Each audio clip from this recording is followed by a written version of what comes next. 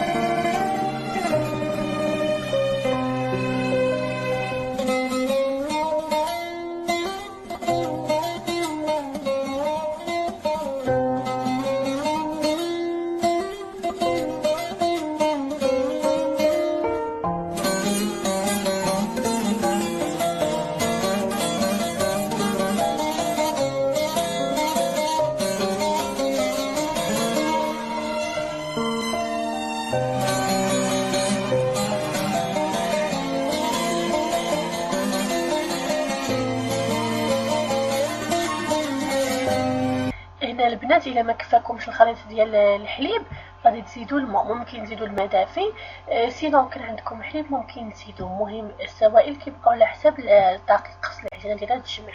المهم البنات بعد ما دلكت العجينه مزيان، انا رديتها في هذا القصريه باش صلحت لي في التليك.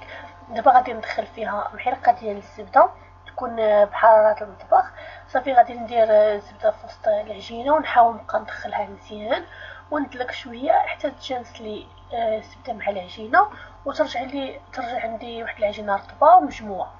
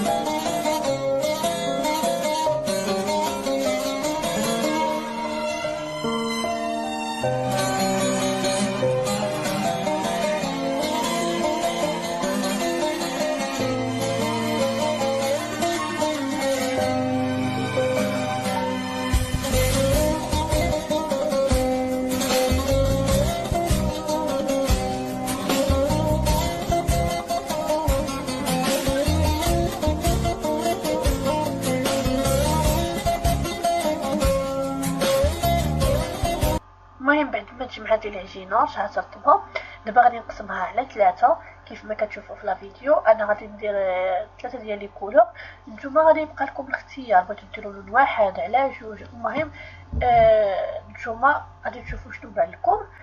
غادي نحاول نديرهم هكا كرات متساويين.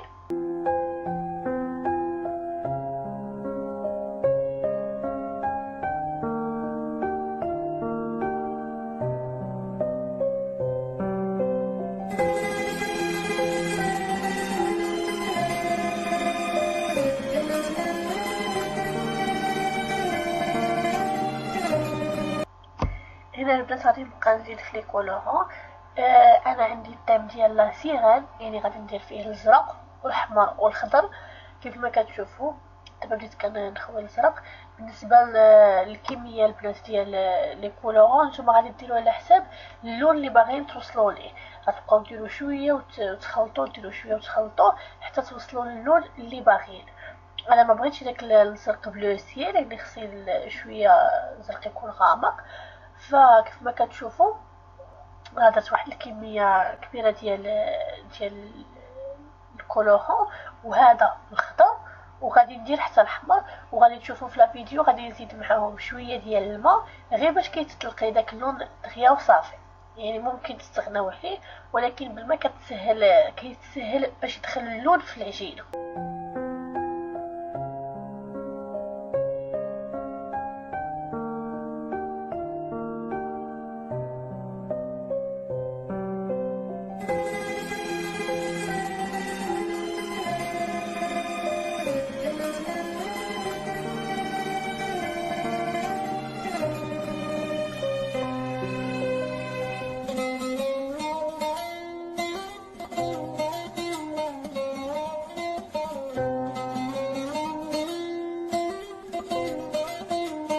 المهم البنات غادي نكمل بهذه الطريقه، هكذا الازرق والخضر والاحمر حتى ندخل مزيان اللون في العجينه، نوصل اللون اللي باغا، ونتلاقاو باش نوريكم الشكل النهائي ديال العجينه ديالي. صافي البنات هو اللون اللي وصلت له في الاخر. الازرق الخضر والاحمر ما جانيش حمار بزاف، المهم ماشي مشكل، وسمحوا لي بزاف على الكاليتي ديال التصوير، والله راه انا كنت مشغوله بزاف. المهم حاولت نشارك معكم لقطات وصافي، هذا هو الاهم. المهم دابا غادي نغطيهم ونخليهم يخمروا ونتلاقاو ما يخمروا ان شاء الله. بعد ما خمرات العجينه ديالي البنات، شوف تبارك الله خليتها ارتاحت على خاطرها، وعاد شحال ما خمرات شوفوا اللون عاد بدا كيبان فيهم مزيان. المهم انا نخليهم على جنب. غادي نوجد حدايا الميزان حيت هذا يعني مناسبه خصهم كامل يكونوا قد هنا وجدت لاطه ديال الفران درت فيها البابي كويسون صافي، وغادي نبقى نشكل العجينه ديالي. غادي ندير فيهم 30 غرام في الوحده باش يلا كيجيوني صغيورين وزويونين في الشكل. صافي غادي نكمل الكميه كامله اللي عندي ونتوما مع الفيديو.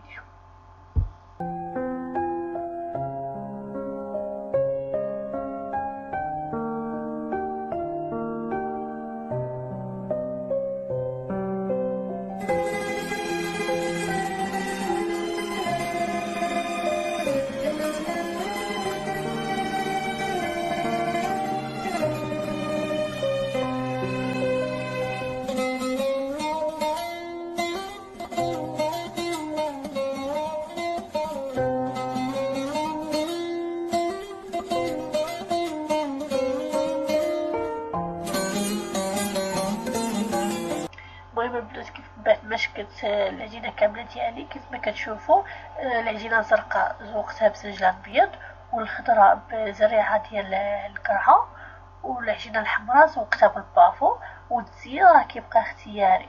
صافي دابا درت 2 لاطات كيف ما غادي تشوفوا في الفيديو. غادي نغطيهم نخليهم يرتاحوا شويه غير على ما يتنفخوا شويه وصافي ونشعل عليهم في الفران عادي كيف ما كنطيبوا البرجر العادي.